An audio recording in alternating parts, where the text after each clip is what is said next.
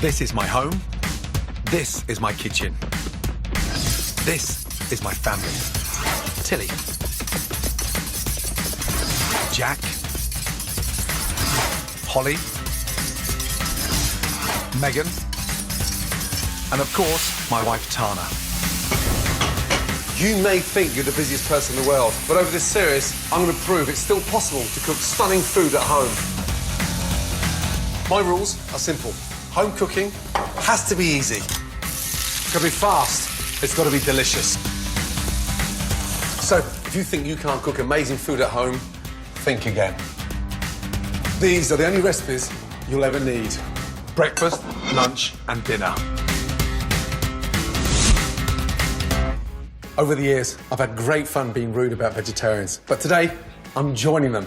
I've put together a fantastic breakfast, lunch and dinner packed with amazing tastes, textures and full-on flavour without a bit of meat in sight. I guarantee my ultimate vegetarian food will have even the most committed carnivore drooling and begging for more. First up, a real treat of a meat-free breakfast, pear and crunchy granola muffins. For the perfect vegetarian lunch, crispy golden halloumi, courgette and herb cakes. Halloumi cheese doesn't look that tasty, but once you've got colour on it, it's really delicious. And my youngest daughter Tilly joins me in the kitchen to make a scrummy three-course veggie dinner. That's my guilty pleasure. Is it really? Courgette, ricotta and mint top bruschetta. Roasted beetroot and thyme risotto. And for pud, white chocolate and lime mousse with crushed raspberries. Wow, that looks really cool. These are my ultimate vegetarian recipes, breakfast, lunch and dinner. First, the perfect morning treat for vegetarians and carnivores alike, pear and crunchy granola muffins. Something quite nice when you walk into friends or family's house and you smell a muffin being baked. The flour and the baking powder in, a nice touch of cinnamon. Cinnamon muffins goes brilliantly. Pinch of salt, that's really important for the sort of overall flavour. You don't want the muffin to be too sweet. Muscovado sugar, that's the refined brown sugar, really rich and somewhat spicy and goes brilliantly inside the muffin. And then my crispy granola. Now we're going to put half of this in now and save the other half to sprinkle on top of the muffin. Give that a really good mix. In the centre, I'm going to have some fresh pear. Top and tail of the pears, really important to peel. Nothing worse when you're trying to enjoy that muffin and you're negotiating with a big slither of skin of pear. Slice them round, the core, 4 sides, and slice them nice and thinly. Generally, muffins contain around half the fat and sugar of cupcakes.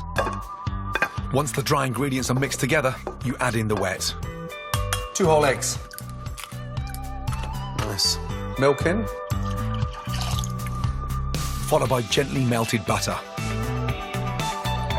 Give that a good mix. Add that to your mixture. Just start folding. Always do it by hand. Muffins are delicate, dainty, little beasts. Don't overwork your muffin mixture. You want that mixture to become nice and relaxed. Now, the mix looks nice and creamy. Your tray and your little cups and spoon in that mixture. 2/3 full. 1 nice generous spoon. And you can tell the mix is right because you've got that even distribution of the pear running from the top to the bottom. Just gently tap your tray, both ends. That gets the mix all the way down so they cook nice and evenly. Take your granola, now sprinkle that on top. And so you've got this dual texture, the spicy pear and this nice crunchy topping. It makes the muffin taste and feel a little bit more luxurious. Now, into the oven at 180 for 25 minutes. Beauties.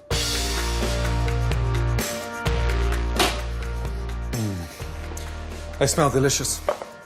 Got that nice, crispy top. Just get them out and let them cool down.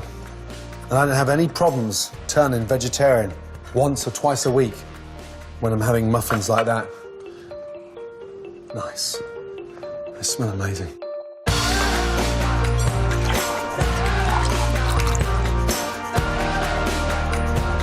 A vegetarian breakfast to put hairs on your chest. Pear and crunchy granola muffins.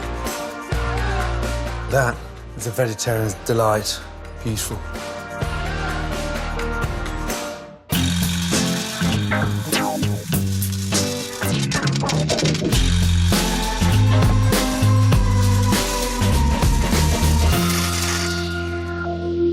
Coming up, I'll be showing you a stunning vegetarian lunch and dinner.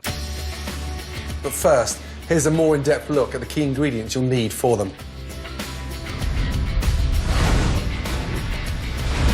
First for dinner, I'm using risotto rice. Risotto is a flagship classic in Italian cuisine, but it's widely believed that the Spaniards introduced it to northern Italy back in the Middle Ages. There are three main types: arborio, carnaroli, and violoni. Their ability to absorb liquid and flavour whilst releasing lots of starch is what makes risotto uniquely delicious and unctuous. A tasty, creamy and inexpensive way to satisfy lots of tummies without a morsel of meat in sight. The deep, dramatic red colour of sweet, earthy beetroot makes it difficult to outdo in terms of all-round culinary impact. But early forms of this humble root veg were carrot-shaped and favoured for their medicinal rather than their cooking merits. Today, there is a veritable rainbow of beetroot types, to be enjoyed pickled, in soups, grated into cakes, or even simply roasted, which is how I'll be using mine in my amazing vegetarian main course risotto. Halloumi is a firm, springy, salty cheese with its roots firmly in cypress and grease. The best halloumi is made from sheep's milk, rich in vitamins and essential nutrients. It's thought to promote longevity. Halloumi keeps for many months if stored unopened in the fridge, and its high melting point makes it brilliantly adaptable, perfect for grilling, barbecuing and frying. I'll be championing this texture-lending marvel for my yummy vegetarian lunch dish of halloumi courgette and herb cakes. As a chef, I'm never sniffy about cooking with vegetables because I know that with a bit of care and attention, they can be turned into something absolutely stunning. For my ultimate vegetarian lunch, I've got a couple of fantastic recipes. Lightly fried, my delicious halloumi and courgette cakes squeeze every last bit of flavour out of those vegetables. But first, I'm preparing a simple slow roast tomato and watercress salad. These cherry tomatoes are perfect. If you haven't got cherry tomatoes, vine tomatoes are good, or even just big, normal, plump tomatoes. Lay the tomatoes on the tray. And these go into the oven for about 90 minutes. If you turn the oven down really low, you can leave them in overnight. To be honest, the longer you leave them, the better they taste. Once you've seasoned them with salt, sprinkle over with some sugar. And the salt and sugar combined speeds up the drying process because you want that nice chewy texture. And then you get these little thyme flowers and just pick off the buds. Garlic, sliced. Then just spread that on. Now the tray looks quite full and compact. For 90 minutes in the oven, you'll see everything shrink down, all the skins blistering, and the flavour intensifies so nicely. Extra virgin olive oil. That gives a nice earthy flavour to the tomatoes. Place your tomatoes into an oven preheated to 150 degrees C and cook long and slow for an hour and a half. Now, halloumi cakes. There's something quite exciting about halloumi cheese. It's a very firm cheese and it fries brilliantly. Peel the carrots. Great. Not too finely, you want that nice texture. Next, courgette. The secret is keeping it all grated the same. Put that into a sieve. A sprinkling of salt will draw out liquid from the vegetables. Then grate the halloumi. Halloumi cheese doesn't look that tasty, but once you've got colour on it in the pan, it's really, really delicious. Now, really important to squeeze out the excess water from the veg. And you'll see all that water that needs to come out of there. If we didn't do this, it'll make your little patties non-friable because the whole thing starts to separate and then mix in with the cheese. Spring onions, chop up the whites and the greens. Now we're going to season that with some delicious fresh mint and fresh coriander. Whenever it's vegetarian, I like to put a combination of herbs in there. Tarragon and parsley, mint and coriander, basil and lemongrass. All delicious on their own, but in tandem, their flavours play off each other. Next, 2 eggs in. Give that a little mix. Add the eggs to the mixture. And then finally, a couple of tablespoons of breadcrumbs. The breadcrumbs help dry out any excess moisture. Mix all the ingredients together. Before you start shaping these, taste the mixture. It's really important to identify the seasoning now. If you wait until you've cooked them, it'll be too late to adjust the seasoning. Roll them to a large golf ball. Shape them to like a little mini burger. You can spice these up with some chilli in there. If you haven't got fresh chilli, chilli flakes. And it's something that can be done up a day in advance. To get your cakes firm and ready for frying, put them into the fridge uncovered for 25 minutes. Pan on. Get that nice and hot. Whilst I'm waiting for that, I'll get the dressing ready. Slice the red chilli, seeds and all, on an angle into shards. Then chop fresh ginger. Season with a sprinkle of sugar and salt. Add some rice wine vinegar. Add a couple of tablespoons of olive oil. To finish off, some chopped coriander. Got that sweet, sour, spicy flavour. With my chilli dressing done, I can start frying off my halloumi cakes in a hot oiled pan. We'll get that nice, crisp edge. You can already start to smell that sautéed halloumi with the courgettes and carrots. Smells delicious. Really important to put a nice amount of colour on them. As my cakes sizzle away, I can finish off my roast tomato salad. One of my favourite leaves has to be watercress. Just cut off stalks. Shallot rings. Watercress and shallot go brilliantly well together. The shallot looks so dainty when you open up these little ringlets. Don't forget to turn your cakes. Now, tomatoes. Whatever you don't use, just jar them and put them in the fridge. Just drop those slow-cooked, warm tomatoes over the watercress. The sweetness is incredible. Absolutely delicious. A little drizzle of aged balsamic vinegar gives that tartness to the watercress. Watercress is naturally peppery, so it doesn't need any pepper. Just a little touch of salt. And then a light sprinkling of extra virgin olive oil. After 5 minutes on a medium heat, my halloumi cakes are ready. So important to have taken out that water. You can see it doesn't disintegrate. And then just get your dressing, take a spoon of it, and then tilt it to the side, because I want the garnish, I don't want the juice. If that does not turn you on to become a vegetarian for the night, I honestly don't know what will. Delicious. My crispy golden halloumi courgette and herb cakes with a sumptuous roast tomato and watercress salad, all of the flavour with none of the meat. Coming up, things get heated in the kitchen. 30 seconds? This puny little thing? You can't do that to me! As Tilly helps me cook a 3-course veggie banquet. Wow. Nice. It's like it's snowing.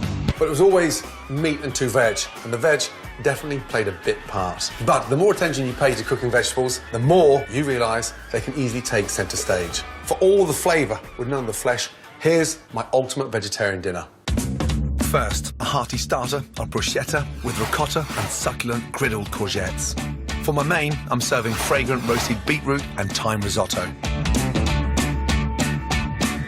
But I'll be in trouble with the kids if I don't do a pud. So I'm enlisting the help of my youngest, Tilly, to rustle up an indulgent chocolate and lime mousse with crushed raspberries. So if you unwrap the chocolate, start breaking it up in little bits. We're going to make the most amazing white chocolate mousse. Our first job is to bring half of our cream up to the boil. So what kind of cream is that in there, Dad? That is double cream, OK? So that's going to make a really nice, rich chocolate mousse. What's your favourite sort of chocolate? Is it white, milk, dark? I love white and milk. What's yours? I absolutely love milk chocolate. Oh, that's my guilty pleasure. Is it really? Here we go. Cream in. So that goes in there. Now, you can see what's happening straight away, can't you? It's melting really quickly. Melting really quickly, so, OK. Oh, excuse me. At least your jumper's white, so you won't spot it. Yeah, and I've got a nice little snack for later. In another bowl, add lime zest, cold cream, and whisk until it forms soft peaks. The lime cuts the sort of richness of the cream, and that starts to make the chocolate mousse taste a little bit lighter. It smells really good. The lime gives it a really nice zinginess. Zinginess, you're absolutely right. Next, add to the melted chocolate mixture. And because I'm whisking, it's just getting lighter and lighter and lighter. Have a little taste. Nice? Yeah, the lime gives it a really nice taste. Tilly, I need the rest for the mousse. I need some for my tummy. No, come on. Chocolate mousse into the fridge. Our next job is to separate out 3 egg whites. This is where I need you at your absolute best, OK? Because to whip those whites is going to be really tough. So we'll take it in turns. 30 seconds each, OK? You go first. 10 seconds gone. Come on, Tilly. 15 seconds gone. 20 seconds gone. Come on, you can do it. 10 seconds to go. 5, 4, 3, 2, 1. And change. Excellent. Hold the bowl. Right. No. No way! Jesus! Oh, what?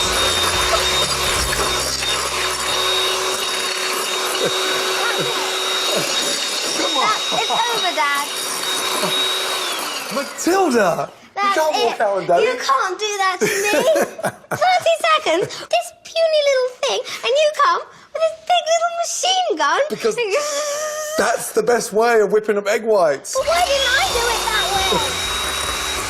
You start tipping that sugar in slowly.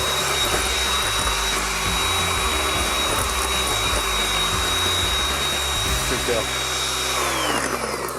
Still not very happy, you know. So, Our contentious whipped egg whites will make our mousse light and airy. And when they've reached soft peaks, we can gently mix in our cooled white chocolate and cream mixture. once the egg whites hit the cream, Yeah. the chocolate sets, the egg whites keep the cream nice and fluffy, and you get this nice light mousse in the bowl. Now, I need you to crush some raspberries, please, with some fresh mint. You can Great. see all the juice coming out. Now, take your mousse. Wow, that looks really cool. Now, look at that down the bottom there, look. Crushed raspberry. Delicious. And the mint. Now, I'm going to set that in the fridge. If you could be so kind to open the door, please. Our yummy white chocolate mousse will take at least 2 hours to set, so we can crack on with our Mediterranean-inspired vegetarian starter. Griddle courgette, ricotta and mint bruschetta. For this recipe, you'll need a griddle pan, an essential piece of kit for that char grill look. Cut thick slices of ciabatta bread. Drizzle both sides with olive oil. Season with a little salt and pepper, and griddle each side until toasted.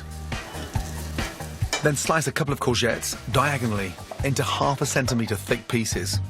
Drizzle and coat in olive oil and season with salt and pepper. Sear on a smoking hot griddle pan in batches until all the courgettes are bar marked on both sides. Next, roughly chop mint leaves and combine with creamy ricotta cheese. Spread your toasted ciabatta with dollops of minty ricotta and top with your seared courgette. Super simple and super tasty. Now we're going to make a delicious beetroot risotto. I want you to get the shallots, just slice them in half, and then just chop them like that, OK? Okay. Now, have you ever made a risotto? No, I haven't actually. Shallots, please, into the pan for Daddy. Add a sprinkle of salt and pepper along with a couple of crushed cloves of garlic. Once you start cooking the risotto, it's really important to have your stock gently boiling away. If we're adding cold stock on top of the rice all the time, it just slows down the process. Generally, you cook at a nice, wide, flat pan. Yeah. If you cook in a deep pan, all the rice sort of cooks at different temperatures. What stock is that in there, Dad? Okay, so that's a vegetable stock. Yeah, because you can't have different stocks if it's for a vegetarian, can you? You No, can't have chicken stock. I made that mistake once, putting beef stock in a vegetarian soup. Did you? No, I didn't. Matilda, Sure. I'm positive. I'm joking. Fry off the thyme. How nice does that smell? It smells delicious. Rice in. That's a bit of a different rice. This is arborea rice. It's a perfect rice for risotto. Now, it's really important to sear the rice. If we were just to put the stock in without sweating off the rice, it goes all starchy. So keep on stirring for Daddy. It's just going to make a flambe. No flambe on the risotto. To go with our deep red beetroot theme, I'm adding red wine, followed by the first ladle of stock to get things started. Now we're off. Wow. It's giving it a cloudy sort of look. What's happening to the stock? The stock is reducing down and the rice is sucking it in. That's right. So the rice is actually getting nice and plump. When a risotto is live, when it's like this now, we can't stop cooking it. We have to cook it all the way. Okay, ready for the next ladle? I'm ready. Good girl. Here we go. Ladle in. So we have to make this for literally 20, 25 minutes. And we're nursing it all the way. Beetroots. Peel them. Rub them with a little bit of salt and sugar. Yeah. And a little bit of aged balsamic vinegar in there. Roasted them. I'm going to grate my parmesan. How's that rice doing? The rice is doing good. Now, that is exactly where we want to be now, look. Look at that nice, glossy, textured rice. So beetroots, I want you to put 2/3 of the beetroot in there for me, saving 1/3 for the top. Good. Sprinkle the parmesan in there for me, please, all over. Nice. It's like it's snowing. Again. And then we're just going to get some nice butter in there. The butter gives the risotto a really nice gloss. Look at that. Beautiful. Let that come down. Let it come down first. All right, get your spoon in there now, Daddy. Beautifully, there you go. Good. Wonderful. Shake it. Risotto should be like lava. It just flows out. And then the rest of the beetroot on top.